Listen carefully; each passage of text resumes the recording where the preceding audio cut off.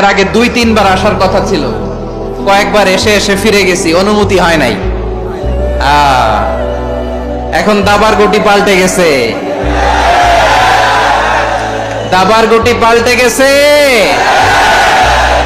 এক মাগে শীত যায় না, কিন্তু আমরা স্মরণে রাখি না, ভুলে যাই। এটাই বড় আফসোস প্রিয় ভাইরা। তো এটা ওয়ার্ম আপ প্রোগ্রাম, এটা ওয়ার্ম আপ উদ্বোধনী প্রোগ্রাম, বিভাগীয় প্রোগ্রাম আমার জানুয়ারি থেকে শুরু। তো যা যা করছেন আমার সাথে পেকুয়াতে সব কিন্তু বয়ান দিব, ওই জায়গায় সব বলে দিব পেকুয়াবাসী কি করছে।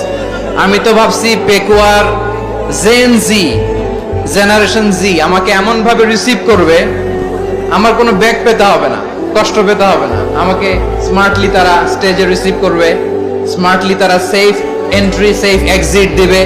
তো বাস্তবে তো উল্টা, একেবারে উল্টা।